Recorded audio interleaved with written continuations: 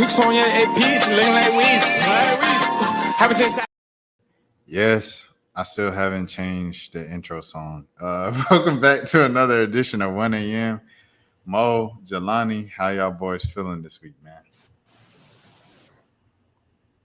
I'm feeling good, bro. Man, got a little better Wi-Fi, so today should be smooth. Big W's for the Wi-Fi, man. Facts. Yeah, it's crazy because he just got his Wi-Fi upgraded, and I just had like a little Wi-Fi issue right before I came off camera. That's why, for anybody watching this, if you're wondering why I'm looking so crazy right now, I had like a little situation pop up, but it's all good though. We're gonna have a great episode. You know what I mean? Facts. Yeah, So goes life, man. You know how it goes. Like everything is working well in your life, and then something happens to the car. It's just how it goes. But yeah, I guess what's the first thing y'all want to even get into for real this week? Like what's popping out to y'all? First off, I want to start off with prayers up to Big Joe. And because they talking about that man. Yeah, I just saw that. Yeah, so he got, what is that, prostate cancer? Yeah. So he got stage 4, I think. Stage 4? Yeah. Yeah. So shoot. Yeah. Go ahead. My bad, Mo. I didn't know you was. No, you good. I was just about to say, prayers up to that man,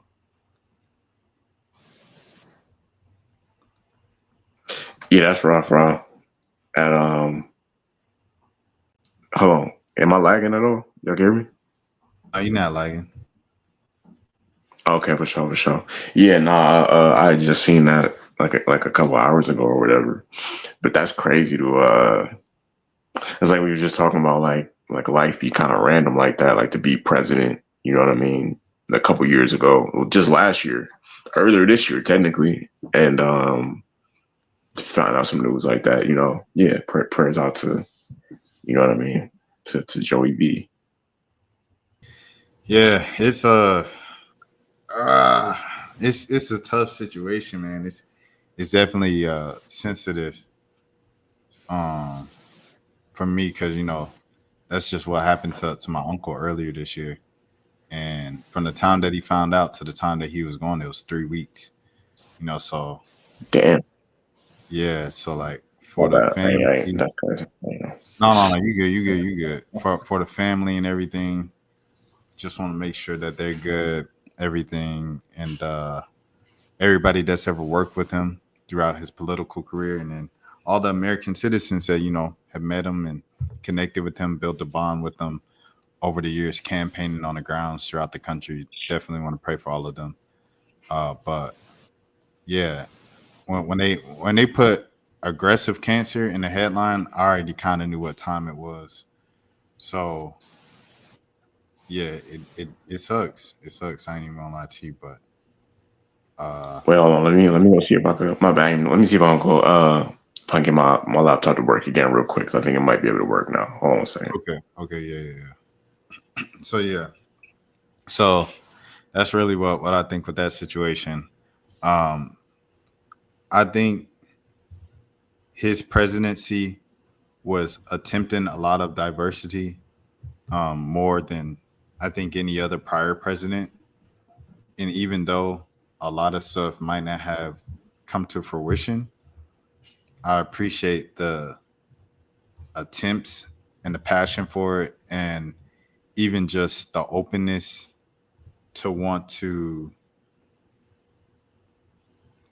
try. You know what I'm saying? Like okay, yeah, let me listen to a Hispanic woman. Let me listen to a gay black woman. Let me, you know what I'm saying? Like the fact that he was even open to listening to that, I felt like was very admirable in my opinion, because a lot of people, especially the older you get, you kind of go, you can't teach an old dog new tricks, Facts.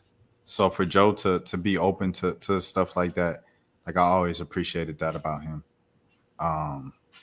Because I think people get on Obama a lot for him not getting able to get stuff passed, and then obviously his relations with international places of attacking them and being the aggressor in war and everything like that.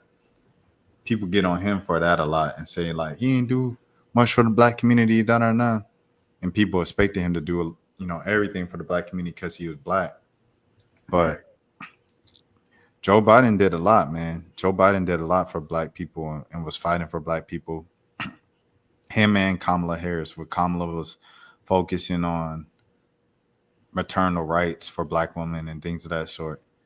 It was a lot of things that they were doing for the black community that people just didn't know about or weren't paying attention to because they don't really pay attention to anything except for like the extreme moments, like when somebody says something crazy or signs something crazy.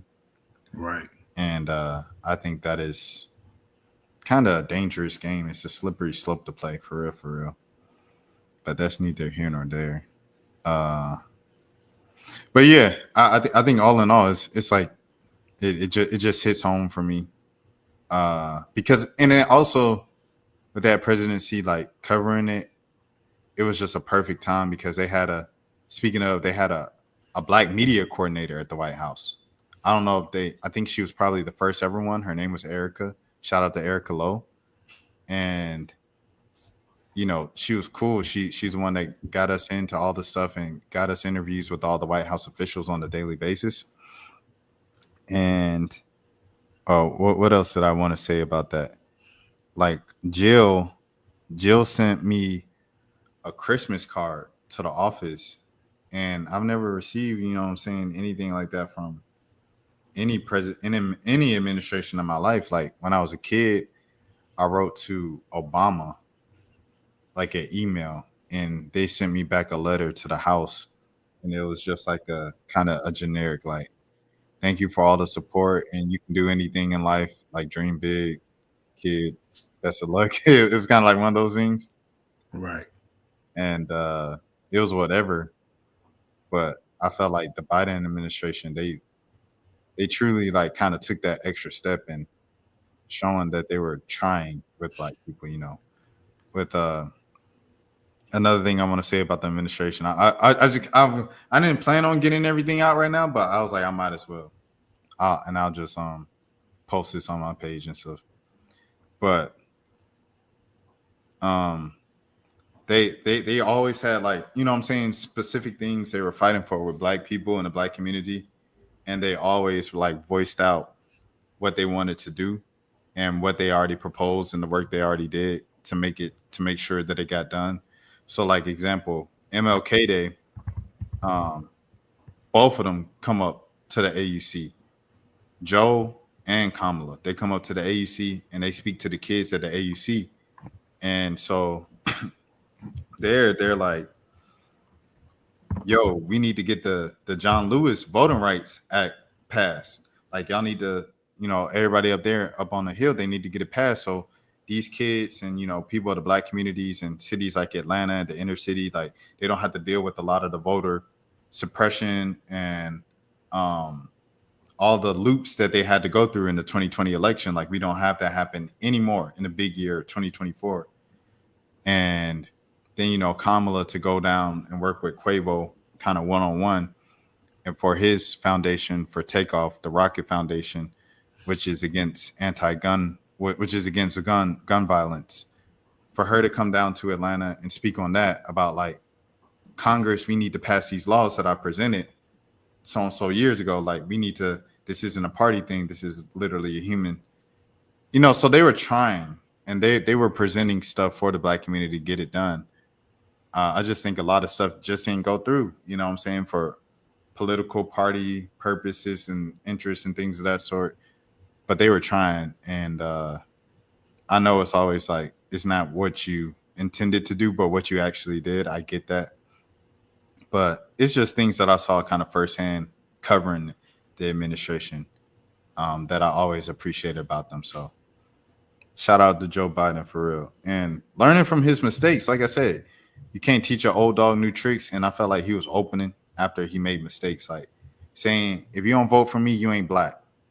Or, Like going on the Breakfast Club to pander to black people. You know, he did a lot of things that was just like we talked about it right on the last episode about how they had like fried chicken and I don't know if they had watermelon at the White House, but they had like fried chicken and Kool-Aid, and it was a thing on the campaign trail that people were like, okay, it was a controversy and stuff. But I felt like he's always kind of learned from those like dumb or risque things that he did that were kind of like just not reading the room and blind. Like he had the right people on his team to tell him like, no, this is how we could fix it in the future, and he fixed it. So shout out to Joe. I hope he gets the rest of his flowers while he can smell them. And prayers up to Jill. Prayers up to the entire family and the country, for real, for real. But regardless of where you stand, this is a sad thing. If it was Trump, I'd still be like, dang, like remember when Trump had COVID? I don't know if you could say COVID on YouTube in 2025. You couldn't in 2020. But when Trump had the coronavirus, like people was like, is he gonna die? And I was like, bruh, if Trump dies, that's crazy, dog. Like, I don't want this man to die. Like, like now, right now, like in the middle of a campaign run, like that's kind of crazy. Right. So I think regardless of who it is, what political side they stand on, an ending like this is never a happy thing. Like if you die of anything other than old age, I feel like it's sad, bro. So Facts. yeah. Most of the time. I mean, there's certain people I don't really, I would say 9 times out of 10, I definitely don't wish death upon people. Mostly just from like a karma standpoint of not wanting that to come back on me. But at the same time, like there are certain people that, you know what I mean, they do certain stuff. I don't necessarily feel bad if they, if they perish. You know what I mean? Did y'all celebrate for Saddam Hussein? I was like a teenager. I was like I think it was 2011. I think Bin Laden was Bin 2011. Laden. Oh yeah, no, Saddam Hussein. Hussein was like we were in 4th grade. Yeah, I was more concerned about like SpongeBob and stuff like that. Well, what about Bin Laden? I was at Six Flags when that news broke, and I remember you would have thought it was like 4th of July or something. Like you could feel it in the air, bro. People was excited.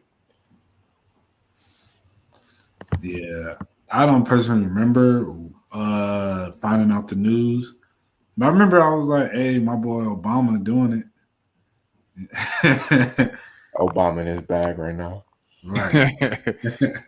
I learned from like it was like I want to say NBC News, and it broke like late, but it was during the school year. Like Jelani saying, it was kind of like around the time of spring break. It was in the spring, and what happened? Oh yeah. Everybody was just hyped and stuff, and was like USA. So I was just like, I think I'll probably hit a little USA chant. I'm not gonna lie to you. Like you got to think, bro. Like the way we looked at America, that's a good one. How did you look at America any different before 2012? Like, were you just like everybody else? Were you like, oh, I'm proud to be an American? Like hot dogs, pause, 4th of July fireworks. You know what I mean? Like you watch the Olympics, Team USA. You know, you mad that AI and them could get it done for the country. You know, they come back 2008. You like, oh yeah, that's how you do it. You know what I'm saying? Like, how'd y'all feel about being American and American pride before 2012? Why you say 2012 in particular? What year? Trayvon Martin. Okay, so it's crazy that you pointed that out because that was the exact moment. Even without you saying that, that's the exact moment that kind of radicalized me a little bit because I remember. So the case happened in 2012, but the verdict came down 2013, if I'm correct. Yeah. So I remember when he was found, or when George Zimmerman was found not guilty. There was like certain white kids I went to school with because we were in our senior year at that point, and there were certain white kids I went to school with for 2 or 3 years at that point, and you think because y'all go to school together that they're cool, you know what I mean? Especially because our high school was kind of diverse, and I'm seeing them like on Twitter at the time, like I'm not gonna say celebrating, but I'm seeing them kind of arguing why they feel like he should have been found not guilty. And it was kind of that was, and then I'll say that next year, when Michael Brown happened, it was kind of like a snowball effect from there as far as like kind of radicalizing me a little bit. But yeah, the Trayvon Martin, I would say before then, um, I wasn't really thinking about racism like that on a daily basis, or not to say I am now, but I'm obviously more aware of it now than before. So Yeah, yeah. Trayvon Martin definitely was a turning point. Yeah. Prior to that, I don't know. I don't think I wasn't like super patriotic. You know, I was kind of just indifferent. Um, but yeah, that moment definitely. You know, of course, you know, for every person over the age of probably about 10, you know, every black person in America over the age of 10 around that time, you know, life definitely changed when that verdict happened. Because when the thing actually happened, it was kind of like, dang. But then it's like the verdict happened, and it was just like, wow, okay, this is really the country we live in, you know? Um, but yeah, man, I ain't gonna lie though. Like, you know, I kind of got off of, you know, being patriotic and all that after that, of course. But man, when Steph and LeBron did that comeback last year, bro, I almost pulled out a flag, bro. I ain't gonna lie. That was, man, I ain't never felt so proud to be American in my life. now the Olympics and Fourth of July, I'm all the way. Listen, the other times of the year, I'm not really, pro America like that, but the Olympics, 4th of July, I'm all the way in. It was Facts. like for me, it was I was still excited when they pulled it off in 2021. Like with KD and Draymond, they kind of had like the B team or the A minus team, you would say, because they still had KD. KD is team A. Right.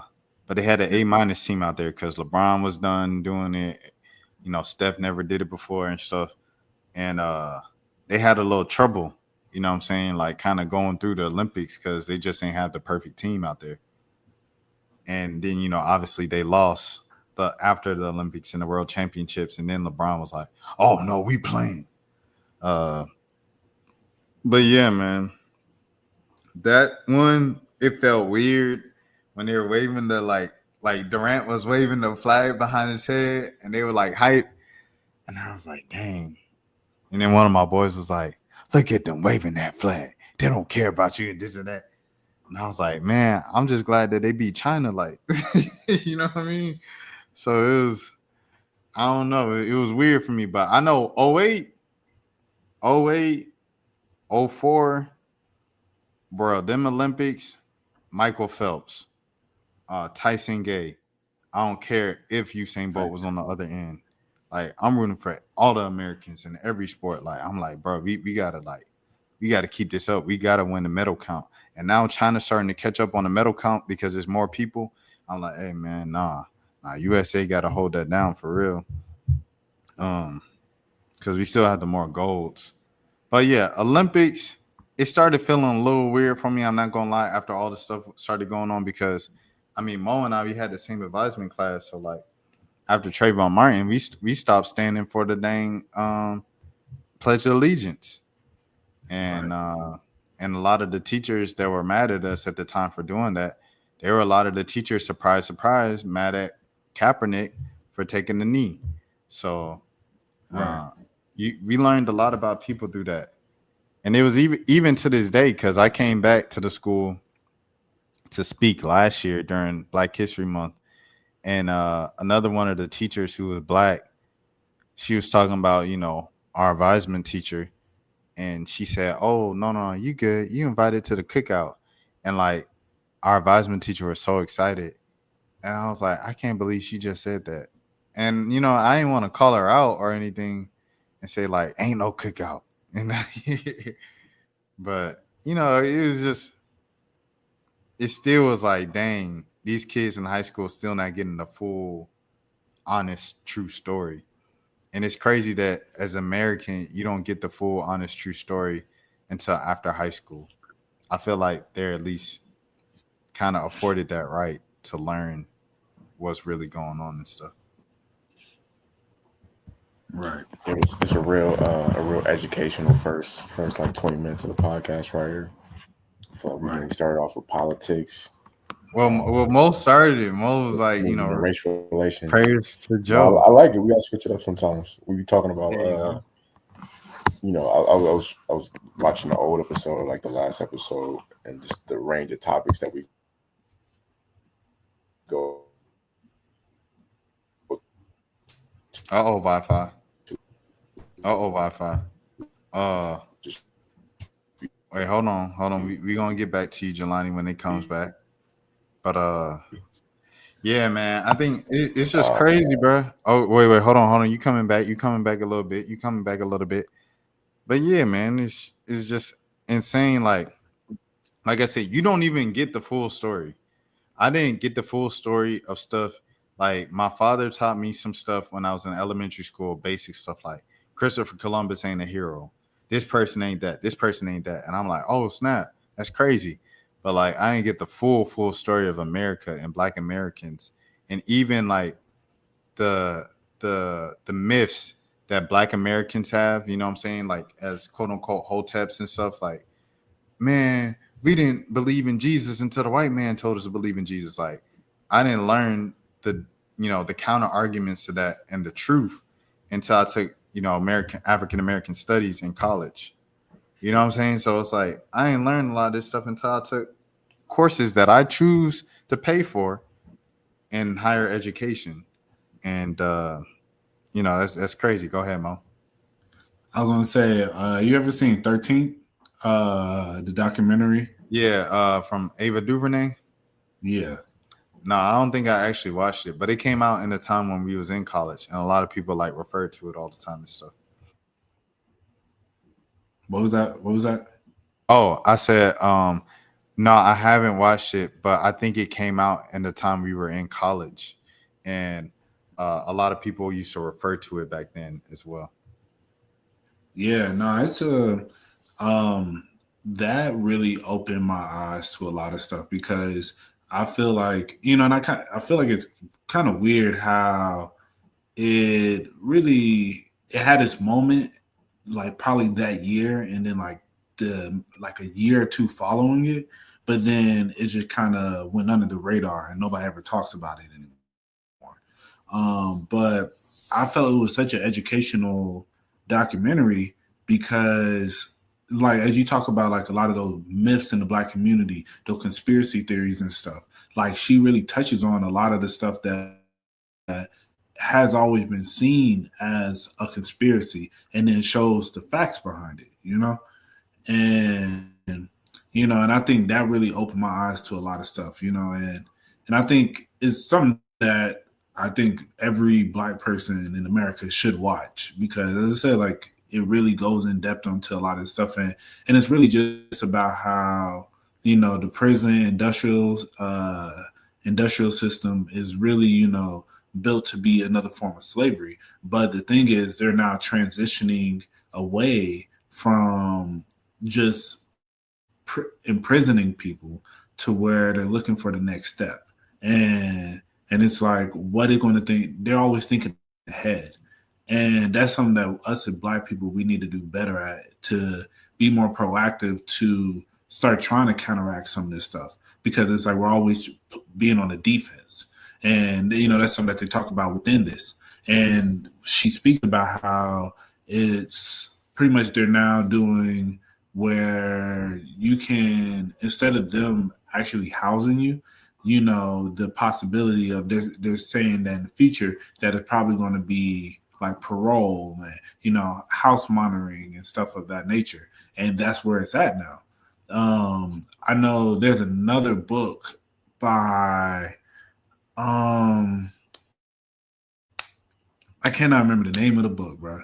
I read like half of it. I didn't get a chance to read it because somebody I knew had it, but I didn't get a chance to actually read the whole thing.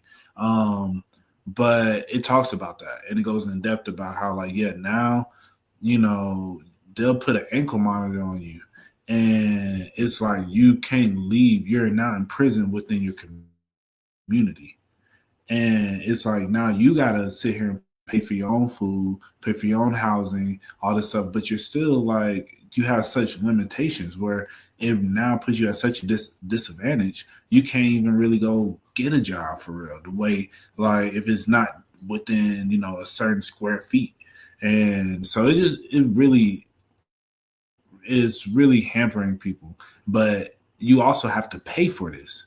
You have to pay for that ankle monitor for them to keep that system going and all that stuff. So it's just I didn't know you had to pay for ankle monitors. Oh yeah, bro, you gotta pay for everything, bro. You pay for like if within the justice system, bro, you're paying for everything. It's all money related, and it's crazy. Like in the book that I was reading, man, I wish I could. I'm pretty sure if I type in prison system book, prison. But yeah, man, I think as Maurice is looking for that, I think it's crazy because it's like all this stuff we're talking about that's important for us to know that they don't just tell you off top. The craziest part of it is they're trying to make the little bit that you do learn in school, they're trying to make it illegal. And yeah. You know what I'm saying? Like, oh, what is it, Mo? You got the name of the book? Yeah, The New Jim Crow. Oh, okay. Oh, yeah. Classic. New Jim Crow. Yeah. Yeah, if I was like, I know it's a very popular book, so it'd be quick to find. Yeah, like, and them talking about it in there. You say you read it? That's a good question because I feel like this was a book that I might have like had as a class assignment, but if I didn't have it in class, I definitely didn't read it on my own. No. I haven't read The New Jim Crow by my own, but I might have read it for a class though. I'm not even gonna lie to you. I just can never remember, and I probably had to write about something about it. Yeah, another thing that they talk about within the book is they speak on how a lot of times people are talking about, oh, well, the people,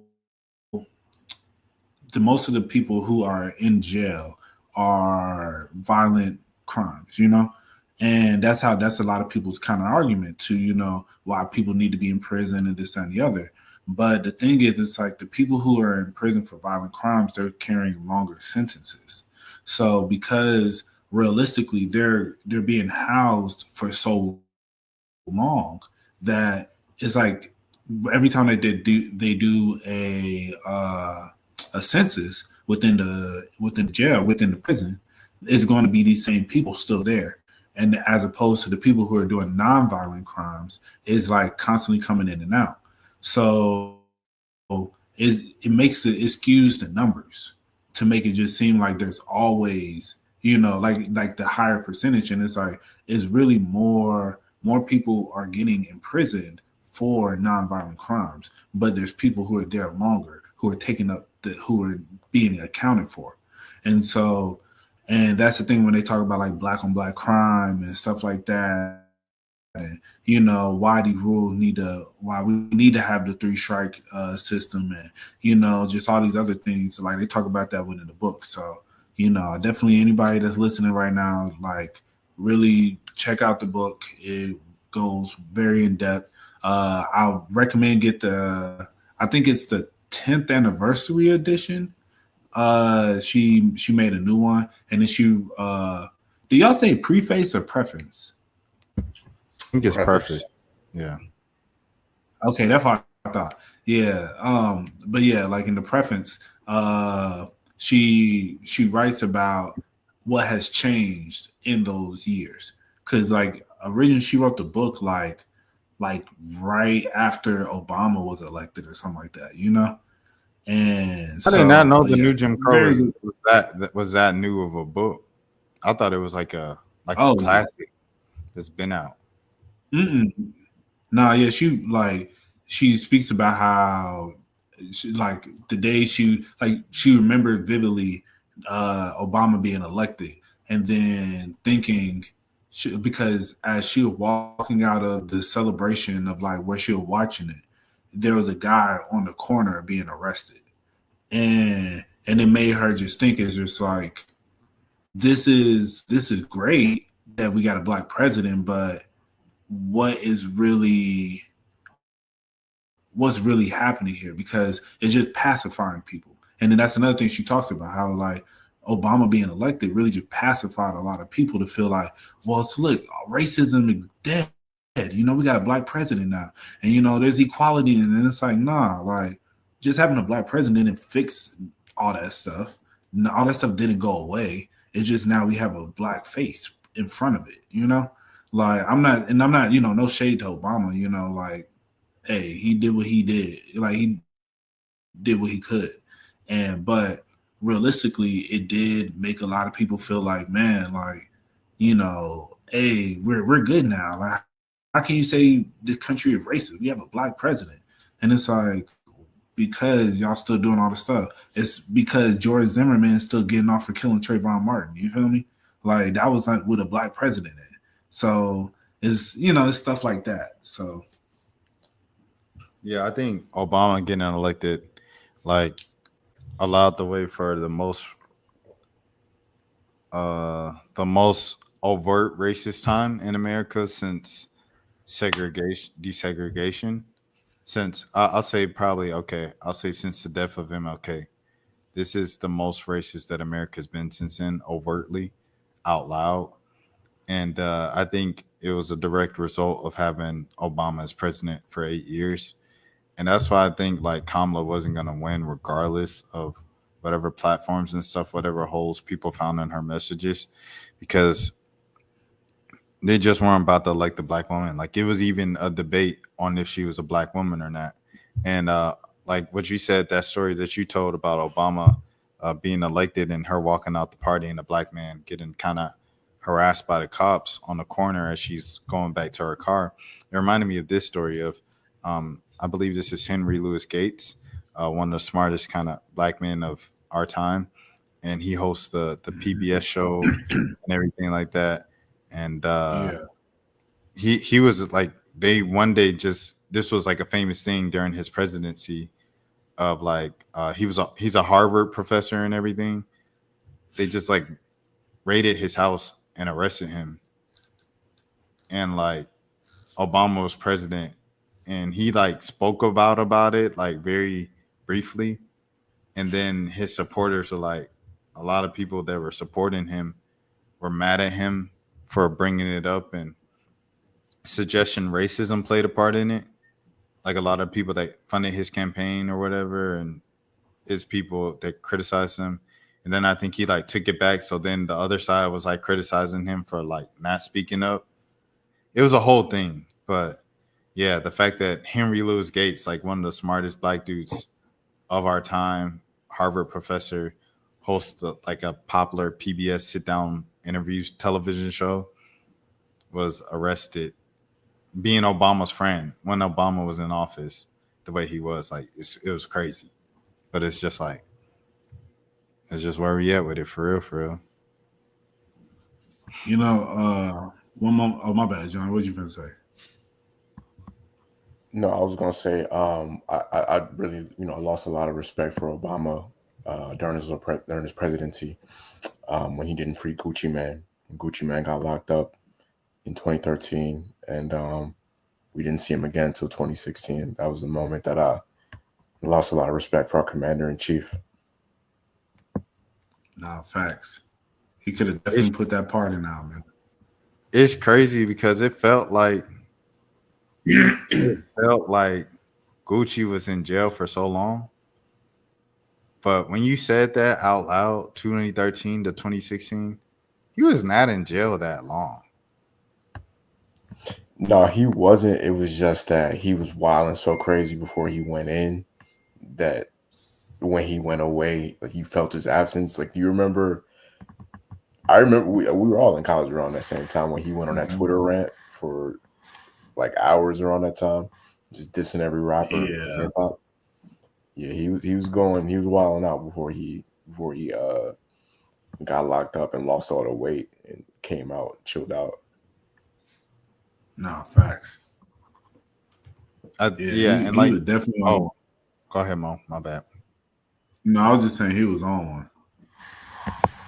Yeah, I was gonna say I think it's like a lot of stuff is kind of shifted by your where you are in life, and I think we were just in a time of change of like high school, graduating high school, going to college, starting college, dealing with college. Like in that time span, I went to high school, graduated, went to a college, transferred to another college, and was there for like 2 years at the new college before Gucci got out.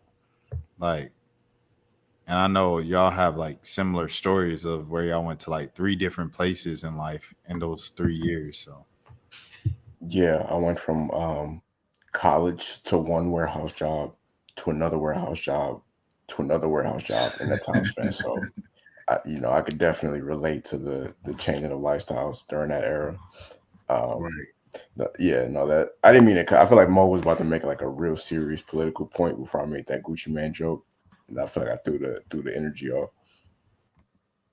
Oh no, you good, you good.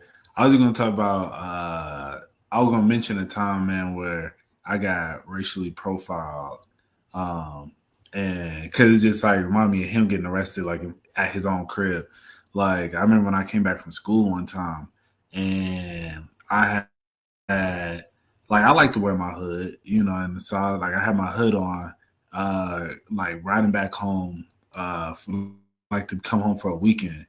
And I remember like so I had my hood on, like going into my crib. It was broad daylight. It was probably like 6 o'clock, like broad daylight. And so I walked into my crib. I remember I called my mom to let her know I made it home. And I called her, told her like, yeah, I'm home, everything. She's like, yeah, there's been some break-ins like in the neighborhood. And so I was like, oh, for real? She's like, yeah. I was like, oh, okay. Like, that's crazy, but I'll just say, all right, whatever, you know. And so I remember like right after I got off the phone with her, I saw a figure run through my backyard. So I was like, what the hell? I'm like, ain't no way. Like, So then like I see another figure kind of go through the backyard. And I'm like, okay, what's going on? I'm like, I'm kind of thrown off right now. Cause I'm like, I see somebody. There's somebody there for sure. And so then I look out front and then it's a bunch of cops out front. So I'm thinking like, oh, dang, maybe that person, whoever breaking into houses, they were about to break into my house and somebody called the cops and saw them. That's literally what I'm thinking. I'm thinking like, oh man, like they got here quick. Man, I opened that front door, bro. It was probably like 4 or 5 cops right there, guns blaring in my face. They and I was like, oh shit. I was like, they was like, put your hands up. I'm like, yo, I live here. Like I live here. And like, yo, I kept saying that, and they were just like, put your hands up. And then they like pulled me out of my house, like put me in handcuffs in front of my crib. Like literally, I was like, bro, like I live here. Like, and they were like, and then they took out my, then I was like, yo, my wallet's in my back pocket. Just grab my wallet. Cause I think I was like, I can just show you. And they're like, keep your hands up, cause you go start reaching for stuff, it gets real. So yeah. And the craziest part about it was my neighbor who called the cops because, she just saw a hooded figure going to my crib. But my neighbor was black. And so, man, she came outside and like, I don't know, I wasn't like, I wasn't mad. Like, I was really just kind of like, wow, this is really crazy. Like, this is really happening right now. And I think maybe like, I don't know why, but my response was just kind of like, I really kind of just laughed. I was just like, bro, like, this is really wild right now. And cause then she comes out and she's just like crying. Oh my gosh, I'm so sorry. I didn't know it was you. Like blah blah blah. And I was just like, it's fine. Like it's fine. Like I'm okay. Like it's all good. And yeah, but yeah, and I think maybe that was just like a defense response.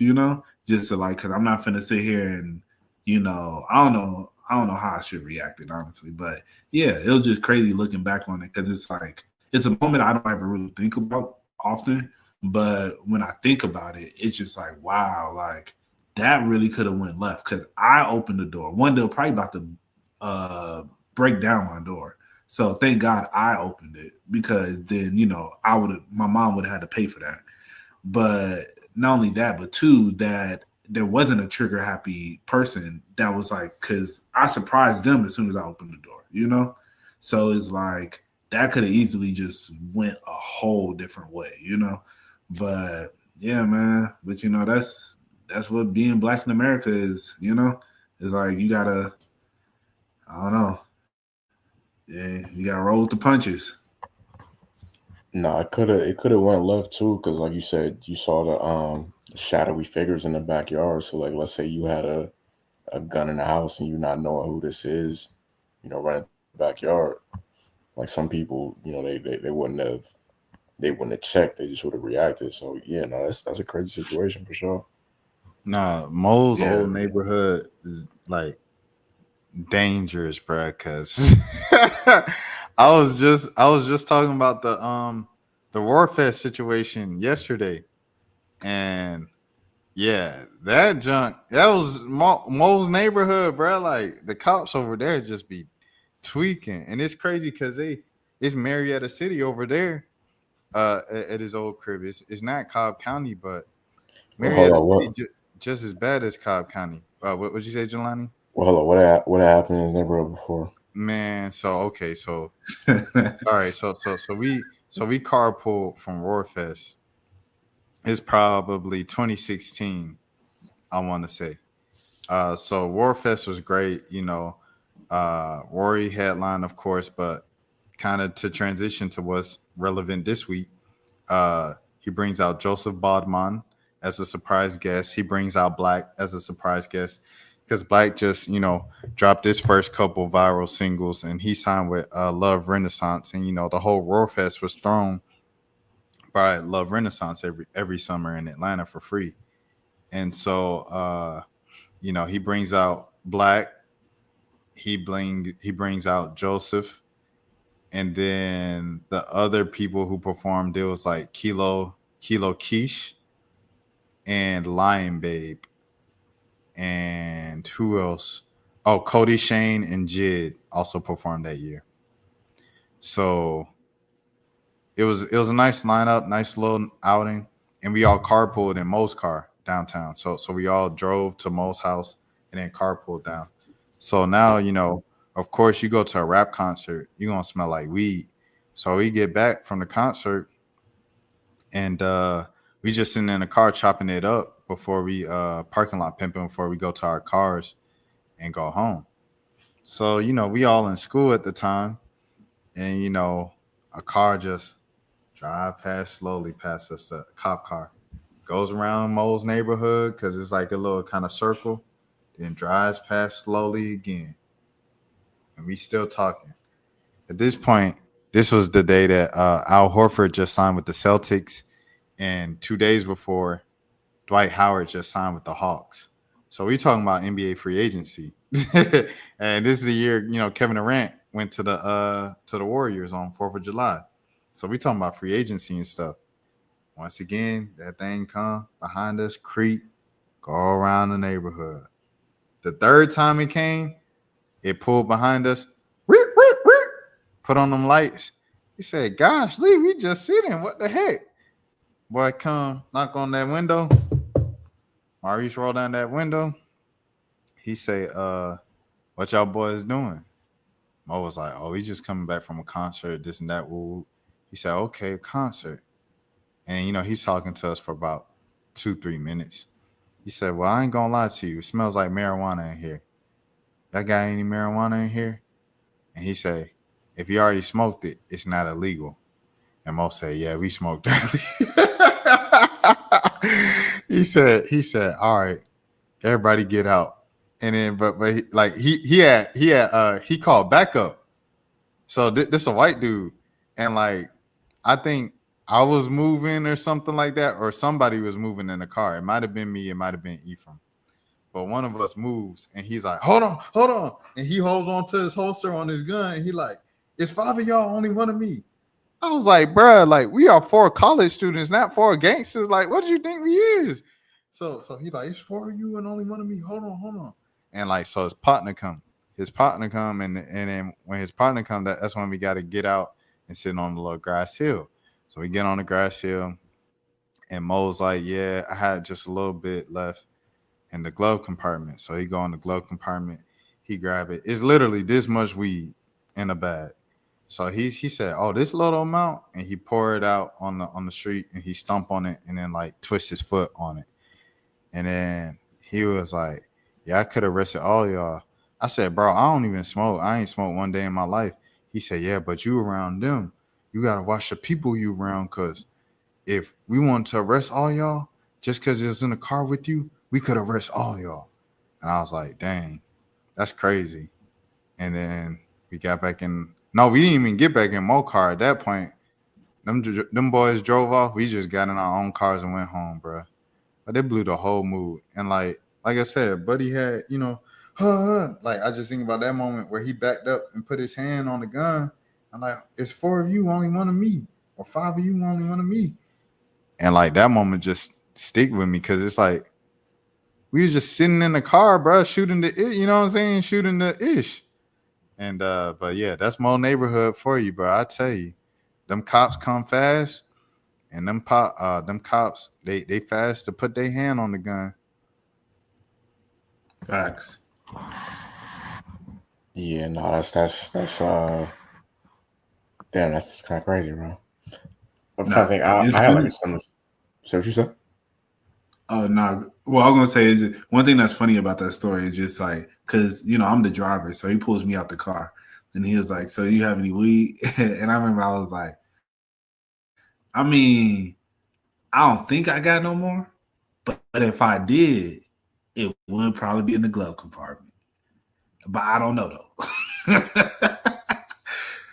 And he was just like, "All right," and then that's when he pulled everybody out and then searched it.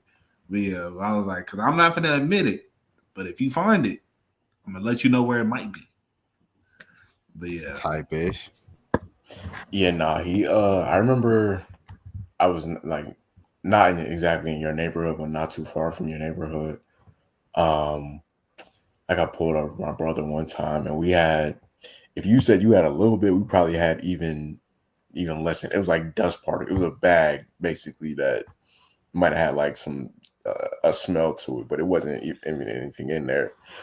And yeah, they gave us that same speech, like, "Yo, if we wanted to, we could do this." And I'm like, "Bro, I know y'all got way realer stuff going on right now than to be worried about. Like, come on, dog. It's people committing real crimes out here, and y'all worried about this." right. No, for Even real, bro. Booth Road was right there, bro. Like y'all got people, you know what I'm saying? Whatever they doing on Booth Road, bro. You know what I mean? You worry about folks having this much weed, teenagers having that much weed in the thing. I mean, I get it because at the time it was illegal, now it's just a ticket in Cobb County, which I'm surprised Cobb County of all places like voted for and approved and stuff. But that's the power of voting, man. If voting was a thing or if it was on the ballot back then it wouldn't have even been a whole episode. We could have avoided man having his hand on the holster. And that would have been one less time that Maurice had an experience in his own neighborhood in front of his own house where a police officer had his hand on a gun when he was just chilling. Yeah, like Cobb County crazy, bro. Like, come on, black boy. I was pulled over about 6, maybe 7 times from the time I was 17 to the time I was 20. That don't make no sense. Cobb County crazy, bro. Nah, that's a fact, Yeah, bro. we got I remember we got chased through the woods. Speaking of what it used to be like before it's not legal, but like somewhat decriminalized. I remember we got chased through the woods at Fair Oaks. This was like 2013 for trying to. We didn't even get. Oh yeah, we did. We did end up sparking it, but like we barely. I'm talking about like we might have been there for 3 minutes, 4 minutes, and yeah, it was, bro. I'm just thinking about that now. Like, was it really that serious to like a bunch of teenagers? You know what I'm saying? Like, it's crazy, especially because when you go to states where it's fully decriminalized and they could just go to the dispensary, it's like, bro, what are we doing? Like, it's 2025. Right. No, for real though. Yeah, that Yeah. was definitely like I think the biggest thing with black people when you talk about mass incarceration and all of that, people who are getting multiple years off of that with like possession and possession with intent to sell if it was like above a certain amount, a certain weight of weed you had and stuff. Uh, it was those things, right? It kind of reminds you of like prohibition and the like Great Depression years and stuff. I know at some point I was like, I don't think that you should legalize this and that. It was two things. I forgot what the other one was, but I think like weed was one of them. But at some point I felt that way because I was like, the country is straying further away from God and this and that. Then I was like, separation of church and state. The older I got, and then also just seeing like the numbers of black people being arrested for the same stuff that white people do at a higher clip, and it's like white people smoke way more than black people, but black people get arrested at a higher rate for it. White people get rich off dispensaries and all that. Like Burner is like one of the highest paid rappers in the world ever. I can't name one Burner song, but like he has the most successful like weed strand or whatever the case might be, right? So it just is what it is, bro. Where like non-blacks just get more for doing stuff that black people do. Facts. It's new Jim Shout Crow, out to the man. people. You feel me? Hold on. But hey, Oh, my bad. Remy, you cut you oh, off. what's up? No. I was looking at I was just looking at the picture of dude right here. I was just thinking like, bro, I really used to be watching them. I used to be like really intrigued by them episodes. I think they still do them on the Ancestry show he got on PBS. When he, Yeah, like, doing people bloodline. I used to like think about like, you know, when I get famous one day, I'm gonna be on there. Oh, that's fire. To teach me about my roots or whatever. Yeah, he had an episode. Didn't he have an episode with I Man, Forrest Whitaker?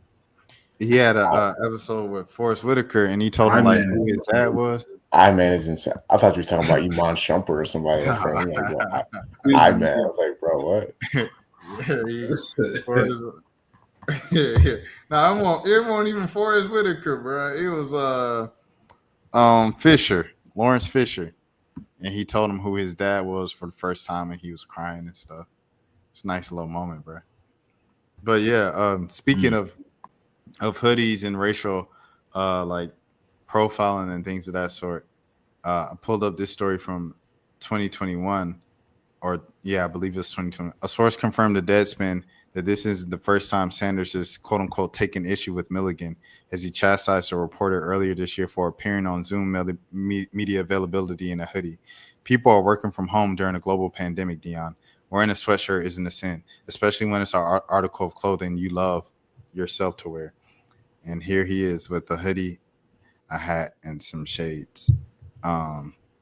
Just something to think about. I think like where Mo was talking about a black person called the police on him. I think black people they can fall victim to a lot of the respectability politics that we're raised with.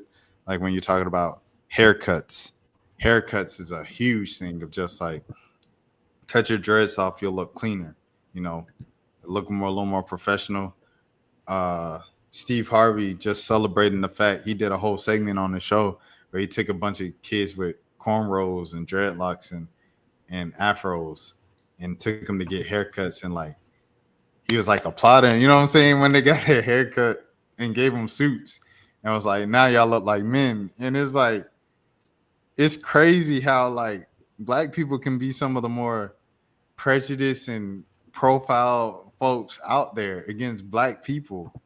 I think that's a whole nother conversation. Yo, I don't know if I ever really heard you speak in detail to me. You probably told the story before about this this hoodie. I never acknowledged it on the internet until like maybe last year because I was just doing YouTube a lot, and then I acknowledged it in the middle of a random video, but I never did it in the video where I titled it like my experience. Nah, I ain't done that yet. I don't think I ever will at this point. It's like it's old news. Okay, well, we could talk about it off air. I did have some questions about it, but yeah, I didn't. Yeah, we'll talk about it off air. But to your point though about that's not. Oh, I'm trying to make sure I'm not lying. Yeah, to your point though about black people sometimes being, being the oppressor sometimes. Yeah, no, I've definitely had that happen. Like I know the job I was working at, like late last year, early this year. I eventually ended up getting terminated, and I'm not gonna lie, it was mostly my fault. But part of what factored into it was, I was doing great at the position I was in, and nobody was really able to do that job but me. But because of that, they were kind of like a little bit more lenient on certain rules towards me because it was like they didn't really want to fire me because they didn't want to have to replace that job. And one of the other coworkers who this was a black woman, she kind of took issue to it because she felt like I was getting unfair treatment or whatever. So she ended up going to our manager behind my back and, you know what I'm saying, complaining about it. So yeah, no, it's a real thing where like somebody that looks like you could, hold you back from, doing what you're trying to do.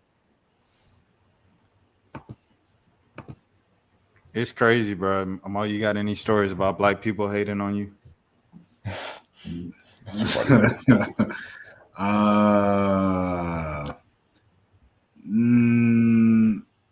I mean, none that I can think of right off top right now.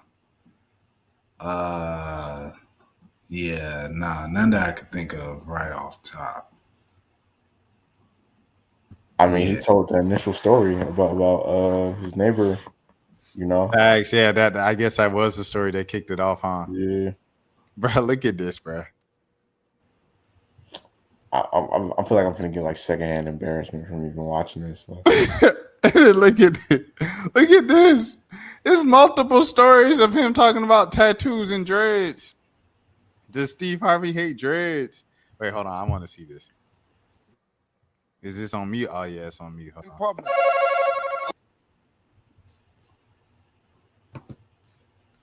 Name something Steve Harvey might wear to disguise himself in public. A wig. A wig, yeah. Hold on. But with dreads, though. I got it. Oh, no, that can't ever happen. A hat? Sunglasses. It's got to be the most obvious thing that hasn't been guessed. It's got to be a mask. Woo! Yeah, that's it. A mask! Katie, good answer.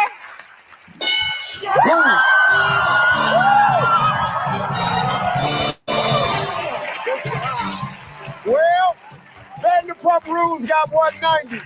Legend family not on the board. Good answer. Now remember, the goal is treasure points, so don't go away. Names. I'm thinking he gonna say something about dreadlocks at the end. We just watched the end for no No, reason. we just watched a segment of Family Feud. But there's a video. Just for There's sport. a whole thing of him taking a group of like young black boys to get haircuts, and he gives them Steve Harvey suits afterwards, and he's like, "Now you're professional and are ready to go out in the world."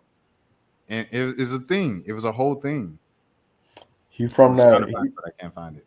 He from that era though, like that generation. Yeah, they kind of. I don't even think they fault. I feel the same way about like Shannon Sharp, like his whole situation, what he got going on, where he came from an era where, not to get like super overly deep or anything like that, but I feel like the self-hatred is like a little bit different for that generation because they faced a more, like we talked about, like a more like overt type of racism compared to probably what we felt growing up. And just the idea of like, like Kanye, back when he was Kanye, he had that line, like when he get on, he leave your ass for a white girl. This ain't got nothing to do with it's just we just flowing right now or whatever.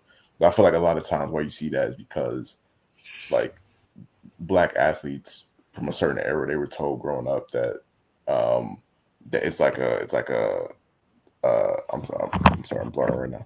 That's like a trophy compared to dating black women. Like, you know what I'm saying? Like just the self-hatred I feel like was more ingrained for that era. So they look at these young black kids and they see them with their hair out or dressed in a certain way, and it's like they can't comprehend it because they were taught that they gotta, you know, they gotta look a certain way that is that was taught to them by white people in order to be respected.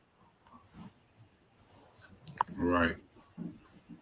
Yeah, I think when people go on those rants of like, why are y'all looking so much for the approval of white people so much? You know, white acceptance.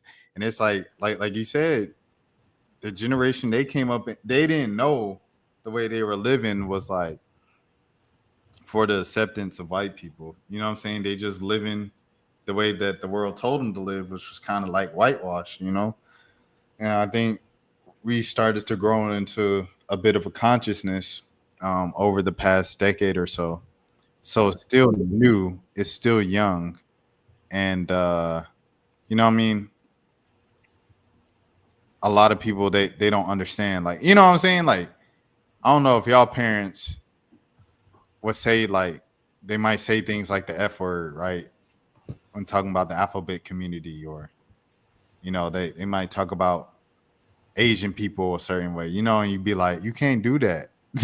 But the way they grew up, you know, it was just a different time, you know. It was like, you know what I mean? Like that stuff was just kind of acceptable back then. Right. Yeah, no, Yeah. it was my bad, bro. No, you go ahead. Yeah, no, I was just gonna say like it's just fascinating because the thing about the internet is we're all on the internet at the same time. So hold on, this is the video. I don't know if this is an exact video, but the time ties thing was funny to me. That's why I played it. Oh yeah, no, I was just gonna say like we on the internet with everybody from all day. It used to be like 50-year-olds be hanging out with 50-year-olds and things like that. We all out here, you know, on the internet together. So you see everybody's opinions from all, and it's interesting to see like how different generations view things compared to certain stuff for us that would be like common sense. That's not for them. I saw something that was funny on Facebook today, and this dude, he popped up to graduation with the shirt that was like, I'm the graduate's ex-boyfriend. And then the caption was like, this how my ex gonna pop up, I already know. And it had 6,000 reactions and they were all laughing. And I was like, dang, this is the difference between Facebook and Twitter. Because on Twitter, this will be 6,000 think pieces. And sometimes you just want to be on Facebook and laugh at a good joke, bro. Like, because they the ignorant ones, you know what I'm saying? Like they still get ignorant over there.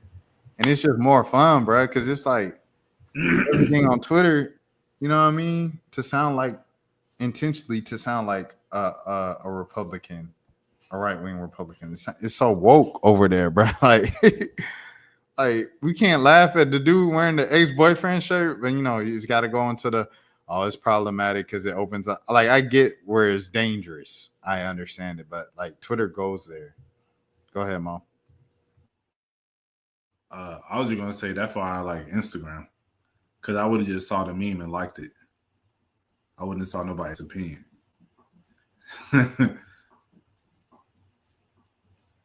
No, Facebook is like that's probably Facebook is the last social media app that's like really unfiltered, just because it's you can't really pretend to be somebody on Facebook. Like these are people that most people have had their Facebook accounts for at least 10 to 15 years. Like nobody's making a new Facebook account. So these are people that you probably either went to school with or you work with or whatever, how you know them. So like you can't go on there like on Twitter. You could go on there and pretend to be like this super intellectual.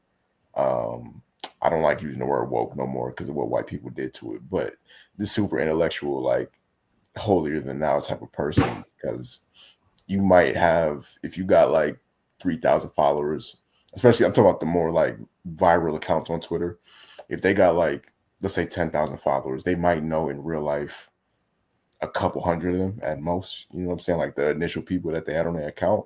So it's a bunch of people that's on there like pretending to be, you know, like I said, like super intellectual, super like considerate, super. Yeah, I don't use these words. I don't say that, but in real life, you know, that's not always the case. I remember, what was it? It was like, I don't know if we ever talked about this on a podcast. So, like, correct me if we have. But when the 100 men versus a gorilla thing was going on, someone said that 100 men versus a gorilla topic was so random. But, like, these responses have been so funny. It reminds me of the old Twitter. This is, like, the funniest thing. And people were having such a good time for, like, a day and a half.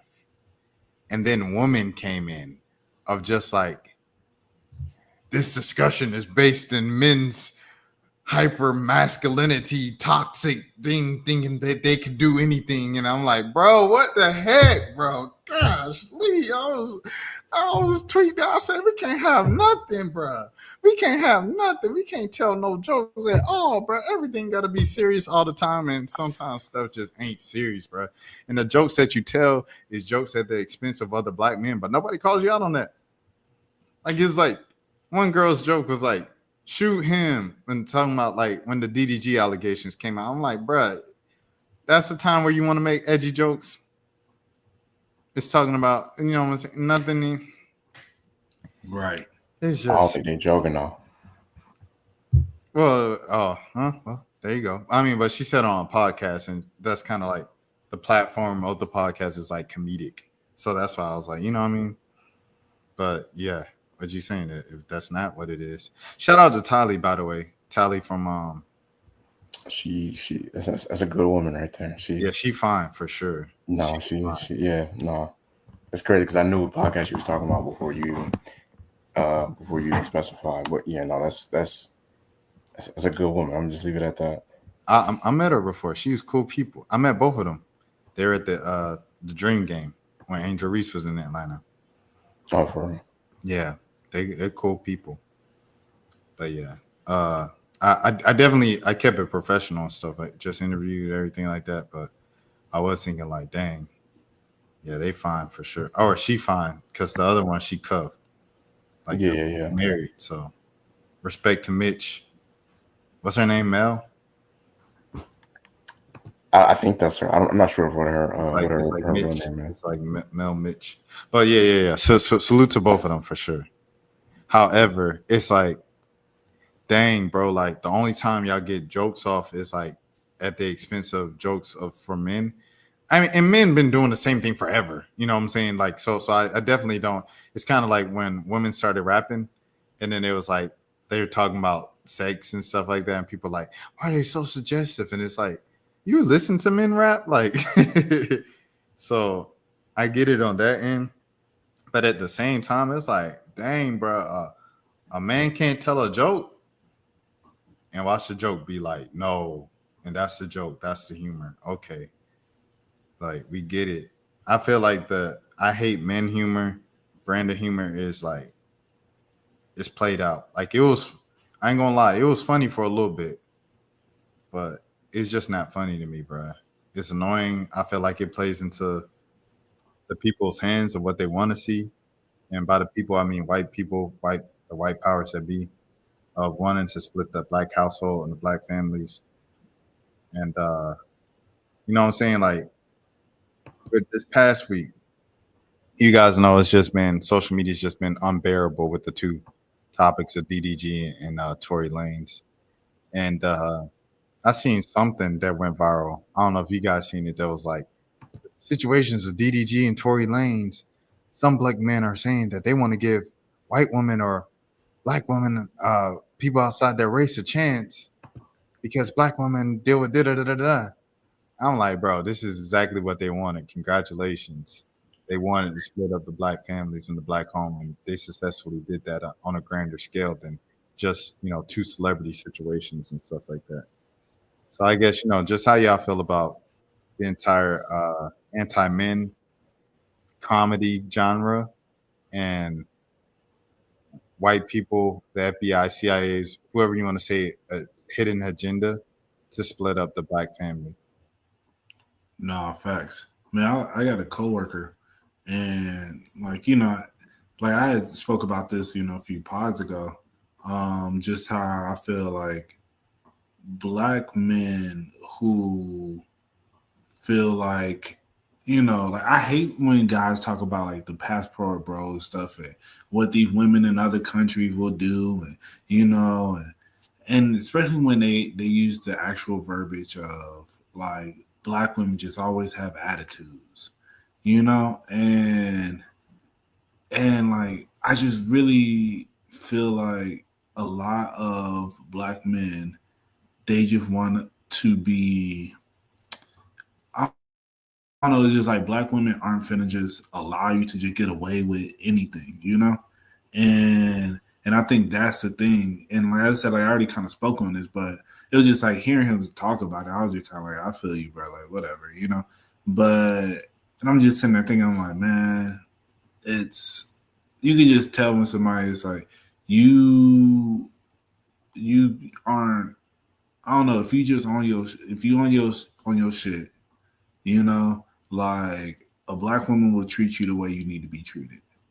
But if you're not, then it's just like she gonna treat you the way you need to be treated, and it's just, yeah, and it's just thinking like, oh well, I can go to other countries and they be treating their men better, this that, and the other, and it's like, nah, like I mean, I don't know, like I just feel like you need to appreciate, we need to have more appreciation for our culture, and then stop looking to, well, Hispanic women, they be doing all this for their men, but Hispanic women will also cuss your ass out quick as hell.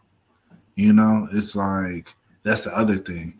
A lot of times they don't really realize, and it be the people who don't actually date outside of their race for real, and so they think like, oh, I need to just go date outside my race and that'll probably make the situation better. It's like, nah, a woman is still a woman at the end of the day, bro.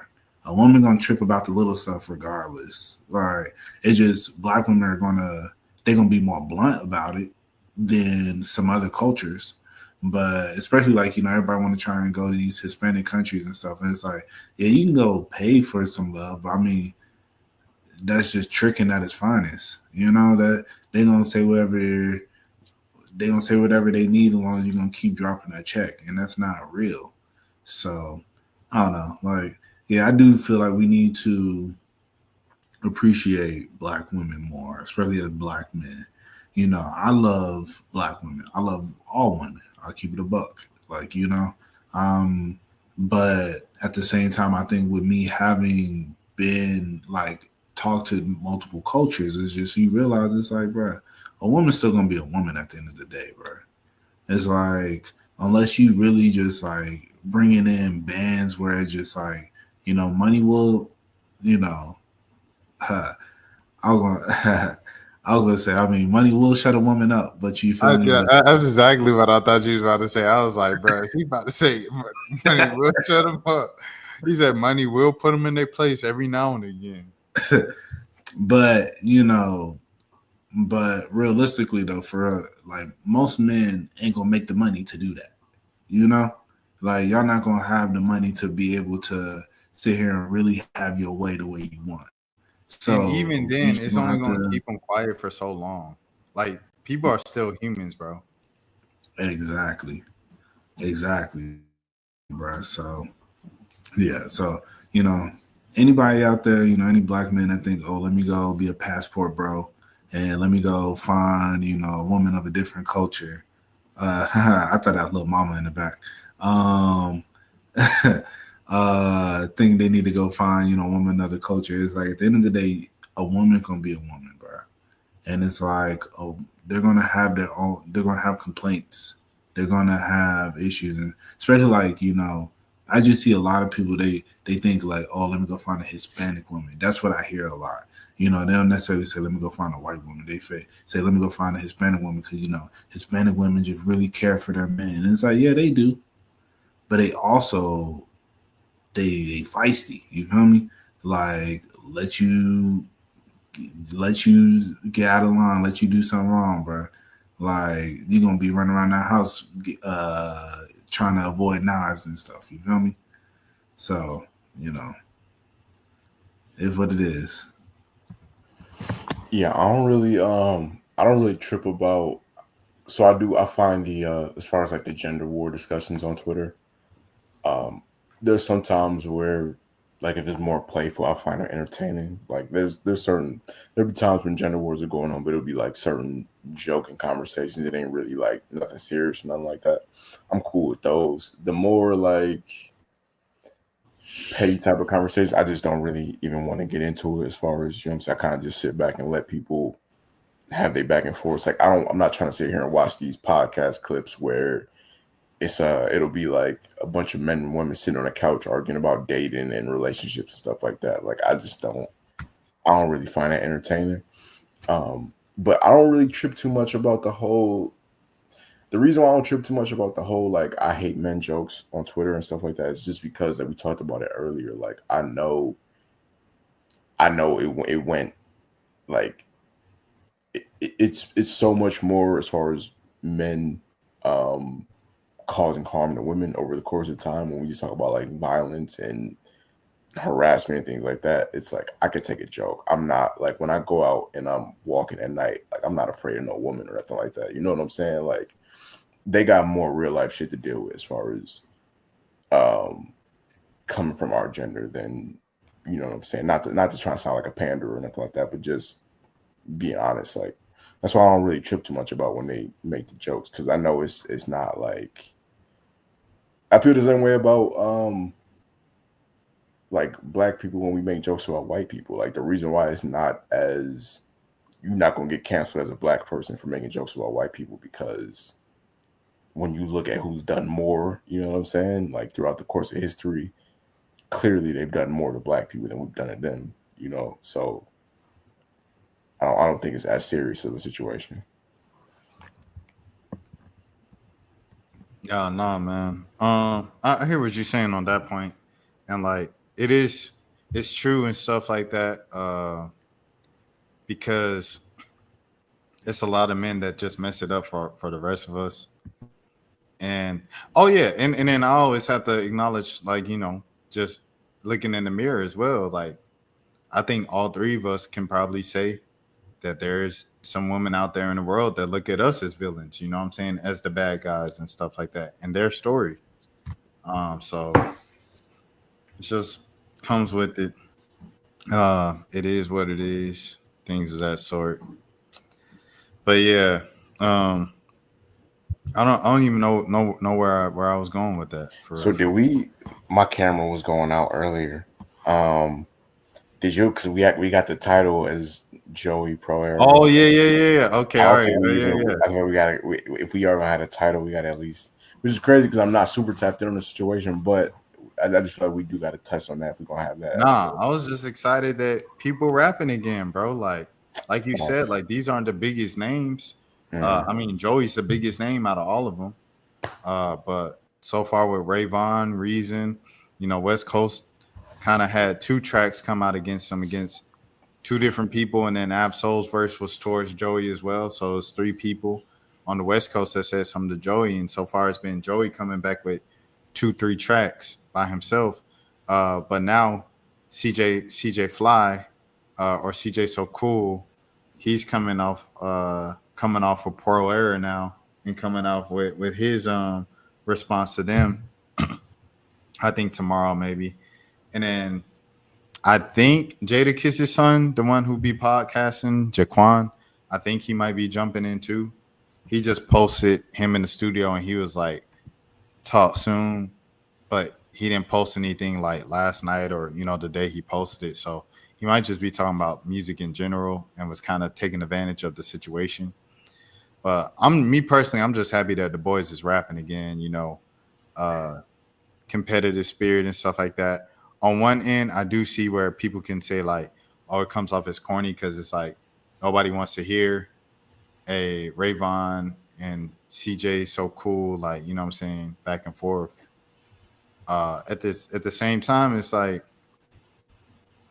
I ain't trying to hear the you know what I'm saying, a lot of the underground sounds that just sound like robots and beat bop beep doop boop over like beats that are like you know, just too much going on, overstimulating beats. So it's like I'm glad that the stuff at the core of it all of hip hop is shining and it's having this moment, and you know, I don't know, they battling it out. It's like battle rap for real on a mainstream level. I rock with it. Right. Yeah, no, I think it's good, for the sport, as long as it just stays, just good music. I don't want to hear nothing. I don't know. Like as I said, with the thing that I dislike the most about when Drake and Kendrick, it just got so salacious on both ends. And I was just like, this is just messy. Yeah, Like I don't. well, that wasn't rap. Yeah, exactly. And that's what I'm saying. Like I wanted to stay rap. But Like it, I want to it, hear. it already left that like way before the back and forth songs. Like it left that train 2015, 2016 when Drake tried to mend things, you know what I'm saying, backstage at Kendrick show in Toronto. Like it that's been done. It's been done. Yeah. So, but yeah, with this situation, as I said, like I hope it just stays rap. I saw Daylight post a picture of Capital Steez. That wasn't really cool, but hey, I mean, we'll see where it goes from here. But as I said, as long as people just sitting there trying to outbar each other, that's what I'm here for. Yeah, I'm gonna be real. No disrespect to Ray Vaughn whatsoever. Like I've never listened to any of his songs before. I don't really have interest for real in like going to check him out. Just being honest with you, but um, you know what I mean. Like everybody, especially in 2025, when there's so many artists out, you got to do whatever you can do to, you know, everybody has their own morals and principles as far as what they'll do. Like I remember the baby was wearing a diaper to try to get noticed at one point in his career. So like everybody got their own methods of trying to get noticed however they do. So even though I don't listen to his music or really like have any investment in his career, he found a way for me to get, for me to notice him. I did press play on the song that he did against Joey, you know what I'm saying? So like it was effective. It worked. He got a response out of Joey, which, Joey's not an A-list rapper at all, but he is um he's respected by all his peers. He's had a pretty great career, like just overall. Like you look at 10 plus years and all that. So um it's good to see. The thing about it though is like when you talk about keeping it rap, I feel like it's so hard to do that now because everything is in front of everybody. It's all on the stage. Like it's like when rappers would beef before, they would go to the studio, put the song out on like a mixtape or whatever, and the public would speak about it. You know what I'm saying? But it's not like they had their phones to be able to check all the time what people are saying, and they would just go on and live their lives. I think that's part of the reason why like Jay-Z and Nas eventually were able to become cool because um after the songs, like after they finished throwing their shots at each other or whatever, like it wasn't 24/7 for them all the time. Like I'm sure Drake and Kendrick, they're still normal people that use the internet. I'm sure they see these comments and they see, you know what I'm saying, everything that people are saying. And that's not something that topic's not going away anytime soon. So um I hope it stays rap too, but I understand that people can get their feelings hurt. And if the reaction to one of these songs gets a little bit too heavy, people start wilding, and then people, like you just said with the daylight thing, like people just start doing stuff to try to one up the other person. It could just get petty very easily when you got two men making songs about each other. Well, y'all know Daylight comes from battle rap. And Yeah. battle rap is a whole different genre than mainstream rap of like it just I'd be looking at battle rap clips sometimes and battle rap in general, and I'd be like, bro, how do you not cry, bro? Like like the one where remember the viral one where the dude talking to the woman and he just talking about how fat she is for like 5 minutes. Like, how did the woman not cry on the stage right there? Like that was just insane to me. Like, I don't know, bro. Battle rap don't have no type of so they like coming from that and everybody being like, "Oh yeah, we're gonna keep it rap." Like I seen an interview of Ray Vaughn being like, "Oh yeah, it's all rap. You know, it's just I think Joey's a good rapper. You know, it's just all rap. You know, he shot at our camp, so I'm shooting back." And calling it your camp when you joined TDE after Kendrick left is that is something, but I'll let him have it. Uh, but yeah, man, you know, so salute to Ray Vaughn being on TDE because it's like that's something Reason wasn't able to really make work for him. You know, he joins TDE.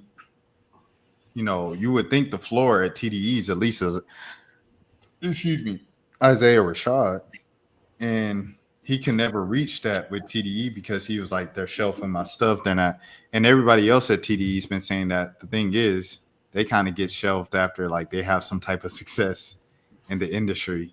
Um, so it was like he just can never get there, and it got to the point where he was just like, all right, I'm just ready to be independent, so I can drop whenever.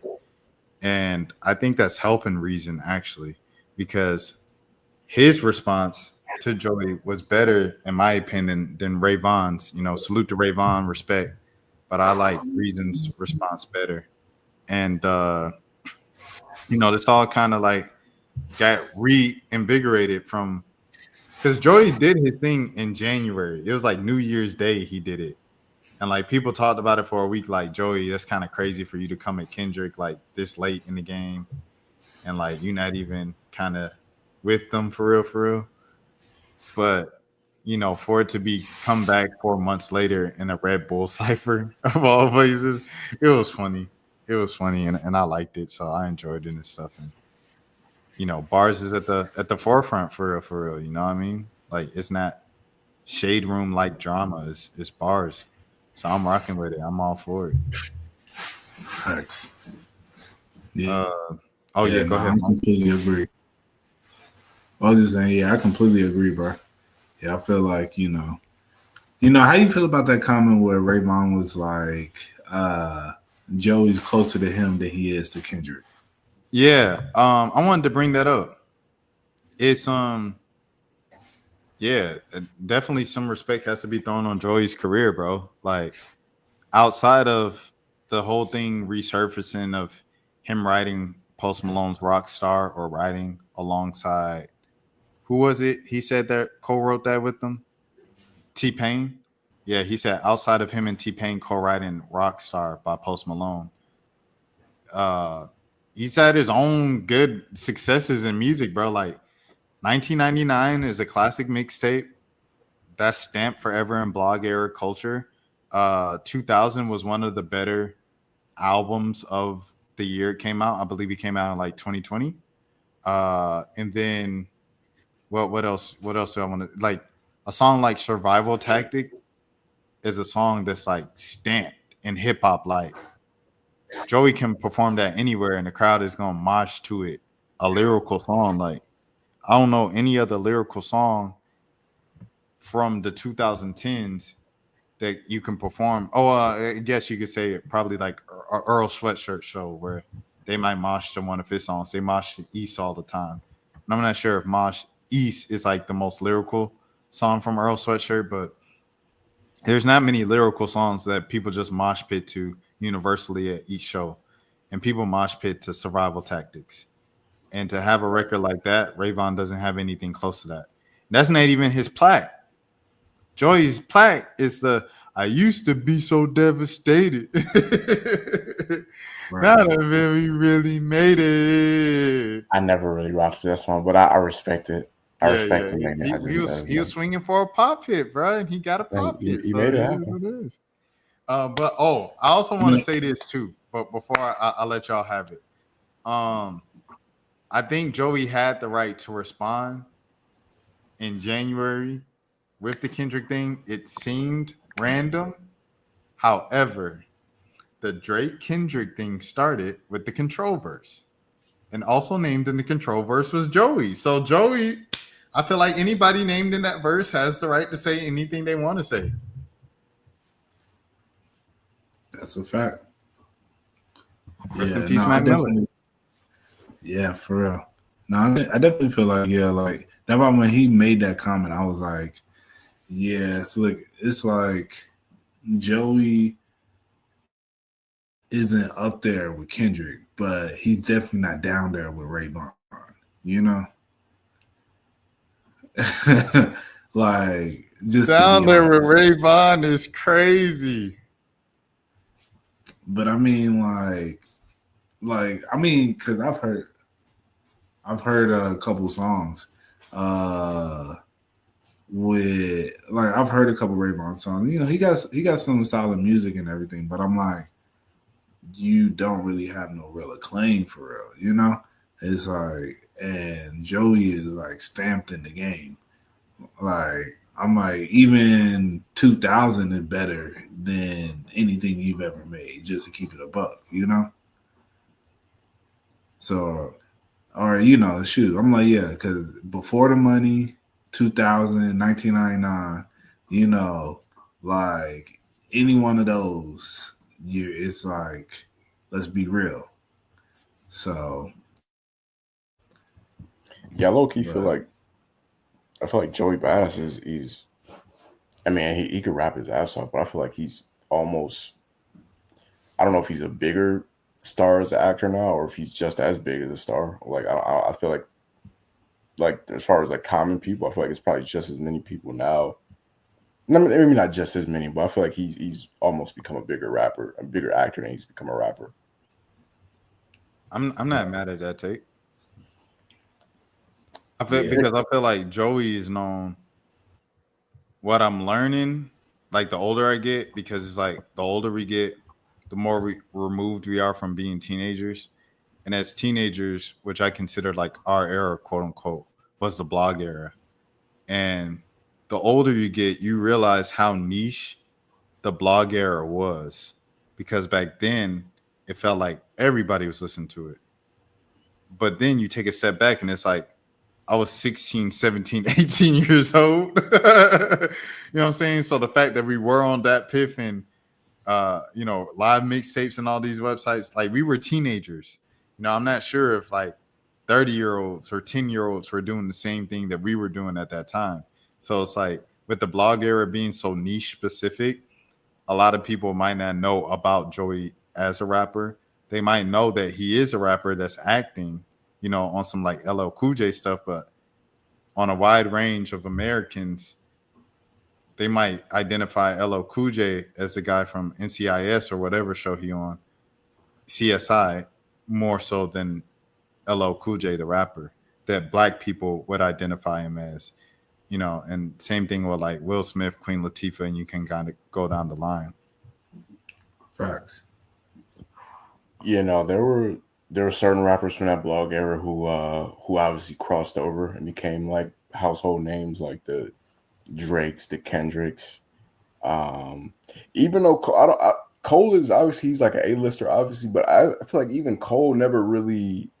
I don't feel like Cole ever really crossed over to like white audiences like that. Like I feel like if you go to a J. Cole, he has a white fan base, obviously, because you can't be that big without having a white fan base. But out of the big three, out of Drake, Kendrick, and Cole, I would say Cole probably has probably the smallest white fan base. I feel like he really like him and Wale. I feel like understood and Cole's a bigger artist than Wale, but I feel like they understood the young black college student demographic early. Like they really catered to that demographic, and I feel like it paid off very well because now the people who are in college in that like 2010 to like 2015 era around then, everybody's an adult now, and they still, he still has that demographic on lock.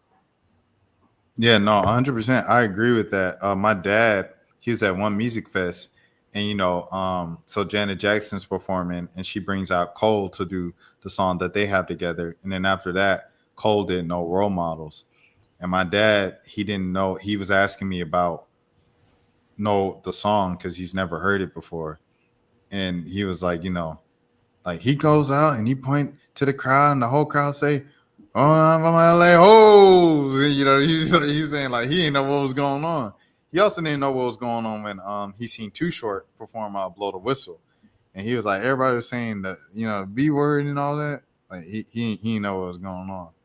So it's like I feel like I've always been able to judge how big a person is based off do my parents know who they are, and my dad definitely knows like Drake. He definitely knows like probably like one Kendrick song, whether it's All Right or maybe DNA or maybe Not Like Us. I don't know. Or even like swimming pools or something like that, maybe. No, I think that might be too deep cut for him. Damn, swimming pools. I feel like that was a big song. I feel like that was the first. Well, you got to think my dad wasn't riding around listening to V103. Oh, I've never met your pop. Oh yeah. My dad wasn't listening. You know what I'm saying? So it's like if he was listening to V103, Hot 107.9, he would know these songs. But like, nah. Okay, I got you. He listened to that. He listened to like LL Cool J, like Curtis Blow. You know what I'm saying? Slick Rick. Yeah, my dad is kind of the same way, but my dad is definitely mostly he listens to music from his era and like more underground stuff, like actual underground, not like the young Pink Dread rappers. You know what I'm saying? Like actual. You saying like Drool and even like deeper than that, like my dad would still listen to. He probably still does from time to time. He'll listen to like the Georgia Tech like college radio underground. Like I'm talking about like backpack type of rap. Like so you saying like beyond Boldy James and all them? Yeah. Even like like the guys that get like 100,000 views on YouTube at the most. Like, but the thing about my dad is it like Wiki? Like is Wiki too big? Probably so. I don't even know if he keeps up with the newer generation. But I knew growing up in the 2000s, like early 2010s, he was like super into that. Yeah, but the thing with my dad is that he's still like a rap nerd at heart. So even if he's like mostly underground, he still keeps up an eye on the pulse to an extent to where every now and then he'll ask me like if somebody comes across his radar, like a new rapper, he'll ask me like, who is this? Or you know what I'm saying? But yeah, to your point though, like to the point we're talking about with Joey, like I would say the rappers that really popped off on a mainstream level from the blog era, I would say probably Drake, Cole, Kendrick, obviously. I feel like Mac Miller made it mainstream to a certain point before he passed. Even like Meek, I feel like Meek was a way bigger rapper than I feel like he gets credit for now. Yeah. Meek was a big rapper in the blog era. Yeah, bro. Meek did his second album. Was it Dreams Worth? I think it's Dreams Worth More Than Money. I think that was the second album or whatever. This was like it came out right before him and Drake got into the beef. That album did like 200 something first week, and this is when I don't even think Apple Music was out yet. This is when like Spotify was the only streaming service. You know what I'm saying? It's like 2015. I feel like people don't really, because of who he is after the beef, people would kind of discredit Meek's career overall. The ones that know for sure. But yeah, Wiz Khalifa obviously. Oh yeah, Wiz. Yeah, Wiz is probably Wiz. Wale crossed over mainstream to it. When I say mainstream, I'm not saying like white. Well, I mean, okay, you skipping two people. Who? I want to see if you get them first. Blog era. I feel like I don't like his music per se, but Logic definitely crossed over. Okay, Logic, yeah. So I wouldn't even think about him. So that's a third. That's a third. Okay, who else? I'm trying to think that. I'm talking about that had like actual. It didn't even got to be pop. It's just his. I'm talking about like they got to be arena artists now and came from the blog era. Arena artists now. Are we just talking just rap? Yeah. Oh man, Tyler. Yeah, Mo, you got it. I was gonna say one is Tyler. Yes. You're right. Absolutely. Which is crazy because he wasn't. I don't think he just got a song played on the radio for the first time, probably with Sticky, at least on Atlanta radio. What? No. what song from Tyler was getting played on Atlanta radio before Sticky? I say probably the joint, his first joint, the On one the where he radio? ate the cockroach. Bro, Nah, that was no, V103 was not playing. Well, it was all on TV all the time, but yeah. Yeah. No, he has a but video in about terms of radio, "See You Again" was on the radio. "What's Your Name" was on the radio. "Earthquake" was on the radio. Those 3 songs were on the radio. what was the second one? I said, "See You Again," "Earthquake," and "What's Her Name?" "What's Your Name, Girlfriend?" with Youngboy. That was on the radio. Yeah. If they were on the radio, it was getting a little. Sticky was the first, because I like the job I used to be at. They used to play the radio. Sticky was the first time where I actually heard a Tyler song getting played like a few times a day on the radio. That would have never happened. Like early era Odd Future around that time. But who was the other artist that you were talking about? Who? Any other guess, Mo? I'll say Cuddy. Cuddy's Cuddy a good crossover too, though. That's another Cuddy's one. a good one. But that's who I wasn't thinking about. I'm Crit. No, Crit is not an arena artist. Salute to Crit though, Mississippi legend. Arena artist. Oh, Gambino. Thank you. Gambino's doing arenas. He been doing arenas since 2018. Listen, I salute to Gambino. I'm a Gambino fan, so salute to. I didn't know he was. I know he was doing arenas. Yeah, he sold out Madison Square Garden in 2018. Oh damn, that's crazy. Yeah. Gambino's an arena artist. Logic's an arena artist. Tyler's an arena artist. Cuddy headline large festivals, but I don't know if he's doing arenas right now. Like if he went on tour right now, I don't know if he'd be kind of like Lil Wayne, how he does a smaller venue, but you know he's as popular and has a catalog to do arenas. Wiz, that "See You Again" just took him to the next level. Just off that song alone, he could do like a football stadium. Right. Who else? Cole, obviously. Kendrick, Cole, Drake, Kendrick. They on their own level. We already said Tyler. Yeah. Was Mac Miller supposed to do an arena on? I don't know if he was doing swimming arenas or tour? not. I know he passed away not too shortly before he was going on tour. Yeah, but I I'm not don't sure. know where the swimming tour was supposed to be.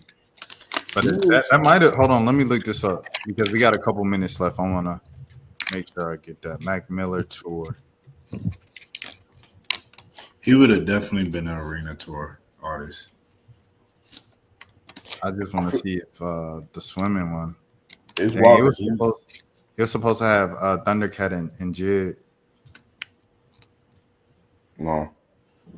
Yeah, it's wild because even before he passed, he was very popular when he was alive, but I feel like he was becoming I feel like he was getting more critical acclaim, right before he passed away. Like his audience was still growing, even though he was like a decade in at that point, Yeah. Nah, he won't do in arenas. He was gonna do the Roxy in Atlanta. And man, we're gonna be performing at the Battery. When was the last time y'all do y'all go to the? Well, I know you live in New Orleans now. Mo, do you go to the Battery? I was at the Battery the last time I was in Atlanta. Oh, for real? Yeah, I met up with a friend there for lunch. Yeah, I haven't been in a little minute, but yeah, I rock with the Battery though. If they had somewhere to play black music mostly, it would be super dope. I just feel like all the spots there. Yeah. And I understand why, because it's the Braves or whatever. But I feel like That's a whole nother discussion. Like we talked about this before. It's not enough spots in Atlanta that play like Atlanta rap music, and I don't know why that is. Gotta go to the bank with Pretty Boy Tank. What Because nights like do he? he prides himself on like just playing that stuff. Like he's like, yeah, I play Atlanta. He like, I don't play Swag Surf. I don't play Dreams and Nightmares. Like he takes pride in saying that every set. He doesn't play. Can we talk? Yeah, I don't know about that, but I know he brags about never playing Swag Surf in Dreams and Nightmares. Yeah, you know all these DJs got the same 5-song rotation now. My goodness, don't even get me started again on that. Yeah, But man. dang, oh no, wait, hold on. Oh no. Okay, so I was looking at this. I said Madison Square Garden, the Hulu Theater at Madison Square Garden. That must be where they did the verses. Because when they said they did MSG, I said that stage and didn't look like MSG. Yeah, no, they got to see. It's like a difference between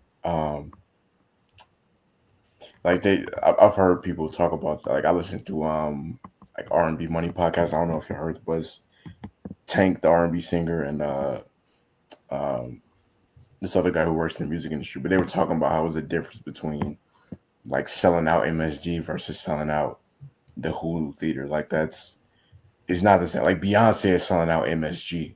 You know what I'm saying? Like you can still, but like I said, Mac Miller was a very popular artist. I feel like he probably did this tour in theaters instead of stadium, just because that Swimming album was more of like a more quiet, intimate album. It wasn't like a super loud, aggressive type of album. Yeah. I think like you guys said, he eventually he was on the trajectory to be an arena artist, and he probably would have been one with his next album. But you know, just a tragic end, you know what I mean? Yeah, I just got sad all over again, man. Yeah, sorry, Mac Miller. Here's Gambino here at MSG. In the crowd, man, you know what I'm saying? With the people. What did he say? If you bought a ticket, that means you bought a ticket to the last tell MSG. You don't need to record this. This is that moment. This is not a concert. This is church. This dude is so crazy, bro. He crazy, bro. But yeah, let me see if I can see Tyler. Like that's what we should look. Now I'm interested just to see people's pictures of them at MSG. Is this MSG? You try and do like the they be having the diamond detector, like the diamond tester. Oh yeah. You process to see if people doing at the real MSG or if they're doing the Hulu Theater. Yo, so you seen Drake posted SGA, and you know he was like, "Yo, get it done." You know what I'm saying? Da da da. And someone said, "OVO SGA versus everybody," and then someone quote tweeted it with Anthony Edwards when he was singing "Not Like Us." That's hilarious. He did MSG, but I'm trying to see. Tyler is. Tyler's. Yeah, he's out of here. But he was even kind of big and popular when he was, like you said, underground and kind of shunned from the industry. Well, like, young white kids loved him when Odd Future first came out, bro. They was obsessed with. Yeah, but he was like cool with like Bieber and all that back then when Bieber was Bieber. Mm-hmm. Bieber is still Bieber just because I guess like he used to be Bieber. But how do y'all think this Bieber story is gonna end? What you mean? Like, how do you think it ends? Like, is it like in a divorce, he goes to church and turns his life around, or is it gonna end like arrested? Like, how's it gonna end? Man, I don't know. I mean, my boy's still young, so I mean, he got a lot of life to live.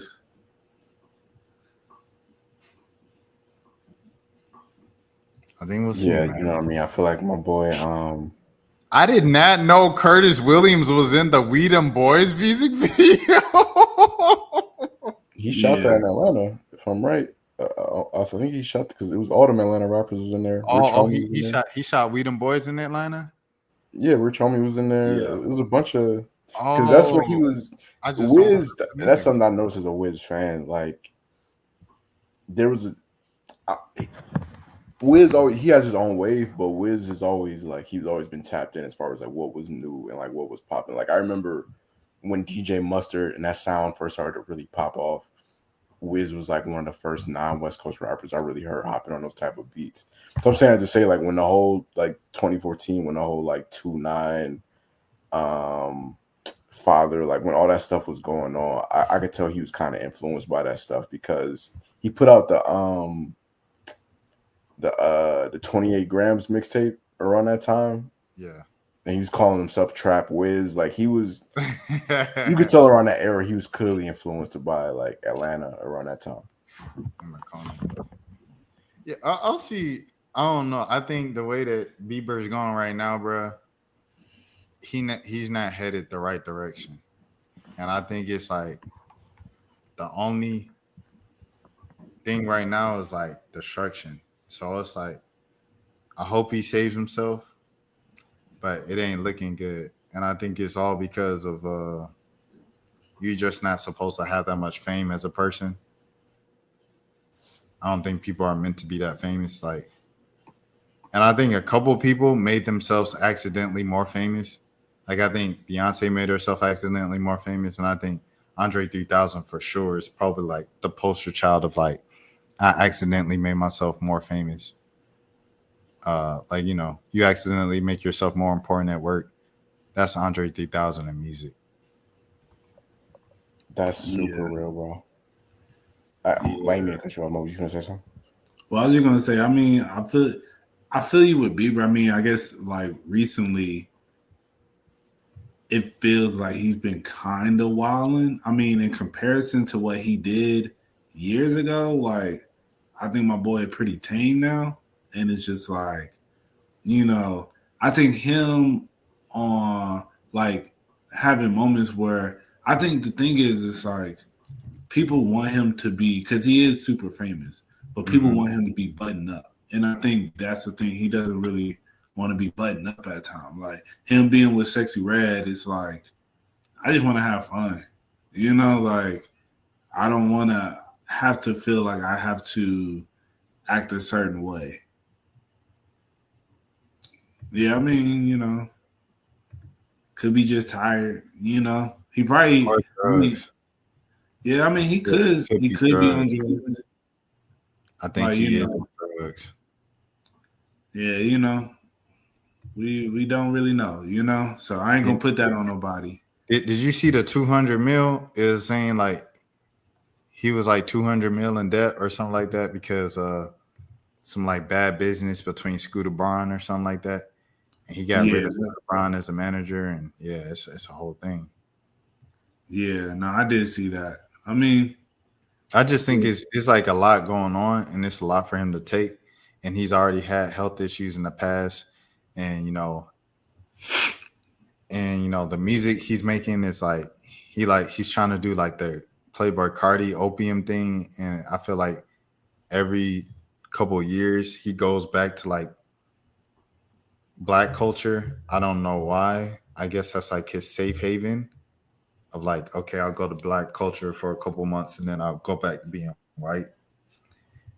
It's like erratic patterns that make me concerned from him. And I think if you look at history repeats itself. It's not looking good. So I was just like, because he had the phase where he was super like churched out and Jesus. And now he's like going back. It's like Kanye, right? Like it's not looking good for Kanye, but I guess Kanye's still making it. So it's like maybe he just ends up like Bobby Brown. Bobby Brown's still making it. Kanye's still making it.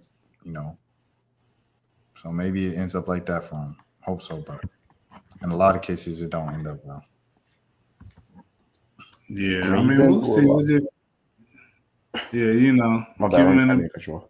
Well, no, you good. I was just gonna say, we're just gonna keep him in our prayers and hope for the best for him. Because I mean, Like I feel you. It's just like he be having a lot going on. But I mean, I think he's been through a lot. You know, That's like what I'm saying. It's not to his fault. It's just that's a lot to put on a person, and the person ain't supposed to have that much. yeah. I mean, I think it's not even just the fame. I think like just he's been through a lot of behind the scenes stuff we don't know about that probably still he has PTSD about. So, but I mean, like I pray, you know, I mean, his girl's still sticking by his side. You know, I think that's when I'll get concerned. When she is like, yeah, I'm done with him or something, then that's when I know he's then fell over the cliff. Yeah, But, you know, we're gonna see, man. Prayers up for Bieber. for sure, for sure, for sure. And Jelani, to give you some background, like Mo and I had this exact same conversation about Mac Miller a couple years before, That's crazy. because it That's was just crazy. like the way he was talking, it was just eerie. And then another thing, like I listened to Jimi Hendrix a couple weeks ago, and one of my favorite songs was like Purple Haze. And I was just thinking about how young 27 is after being like past 27 for a couple years now. Mm. And listening to him, he sounds young. And then it's also like the amount of the mixture of drugs he was talking about. I was like, oh yeah, this guy wasn't gonna live long. Like Amy Winehouse's most popular song is saying, I don't want to go to rehab, you know, like fighting against going to rehab and cleaning up. Like, I don't know. It's the signs are there for people, you know. It's not like I think growing up, I was always like, what? What? Like, I was always shocked. And then you just start paying attention and you're like, oh, okay. Like, you kind of saw that coming. But so that's why I don't think Bieber's at that level though. Like, it's not like he's talking about like, yeah, I'm crashing out. Yeah. Yeah, you know, that's why I don't have that same level of concern. Like I do get what you're saying, but a lot of these people were just the way they talk about things and talk about their drug use and things of that nature. With Bieber, I think he just be having like erratic moments, but I don't know if necessarily he's always on drugs, you know, or you know, but we don't know. We don't know. I mean, that boy could be snorting a line right now. So, you know. Oh God. That's one of Justin Bieber's songs too. But Jelani, I'll let you say the last word because you got to get out of here. Oh yeah, no. I mean, we ended up. I mean, we hit our normal time anyway, so it worked out either way. Yeah, no. I mean, listen, shout out to the Beebster. Hopefully, I don't know. I feel like when you've been famous as long as he's been famous, and to the level of fame that he's been, we're coming up on almost like 20. A Baby came out like 09, I want to say, around that time. Yeah, Right? 09. Yeah, exactly. Like he's been one of the most famous people on earth for almost 20 years. There's nobody that's going to be at that level of fame that's going to be 100% normal, because that's not a normal lifestyle. So yeah, hopefully, I got too much going on to be real to even be chastising anybody, to be telling somebody else like, yo, you need to chill out. You wilding right now. Like, I got my own stuff going on. So, prayers up for Bieber. Hopefully he lives to be a cool old white man. Y'all think I Show Speed is close What do you mean? to like Justin Bieber fame worldwide? He's at like he in 2025 standards, because fame is different now than what it used to be. Yeah. He's about as famous as you could be as like a newer celebrity, quote unquote. Like Yeah. he got people like following him, passing out. Like he's at a different level of fame right now. You seen the girl pass out for Duke Dennis on Howard's campus? That's crazy. Women love him. I can't hate on it. Women love him. Nah, but that jump was funny. Passing out for Duke Dennis is hilarious, bro. Cause like that man he don't sing a song, he don't dance, he just stream. just a nigga that He's women just a think are dude. fine. And Hey, he do black flips though. I ain't gonna lie. Duke can do a backflip and he can hoop. You know what I'm saying? Duke is a pretty cool. I remember there was this singer. He was based out of Cobb County. He never blew up at all, but his name was this is like middle school era. Like his name was Trey. His name was just straight Trey. He was like an R&B singer or whatever. Like, or he was like, like they been like the kids acts or whatever, like the B2Ks. And Yeah. he was like an aspiring one of those or whatever. Yeah. But I remember him coming to our school, like performing locally. And bro, you would have thought like prime Chris Brown came through. Keep in mind, none of these girls knew his songs. Like it was all just aura. Like they did the road in the right way. And, you know what I'm saying? I was just thinking about that. Like people will get around celebrities that they don't even really care about that much 9 times out of 10. But it's like they see them in person. It's just like, oh, that's Jake from the State Farm commercials. And they start screaming. It's like, bro, you don't care about this. You don't really care about this guy. He's just he funny, did. bro.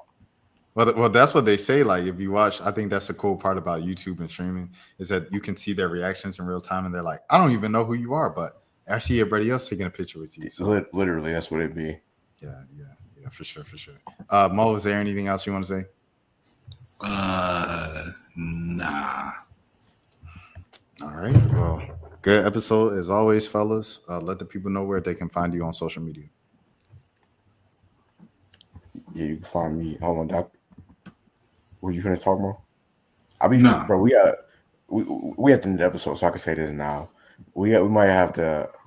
We gotta find a way to work it out, and it don't be either one of us' fault. It just be like we be trying to be respectful to each other, so we end up telling each other like, "Yo, I'm not trying to cut you off," or "I'm not trying to cut you off." I wish there was a way that we could find a way to like.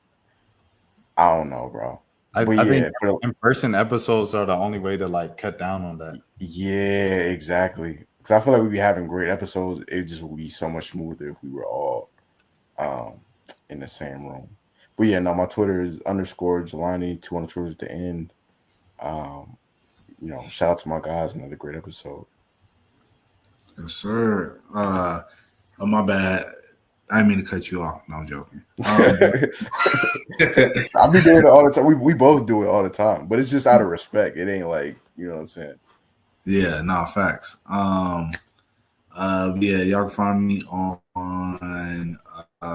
Instagram at RBMO ____.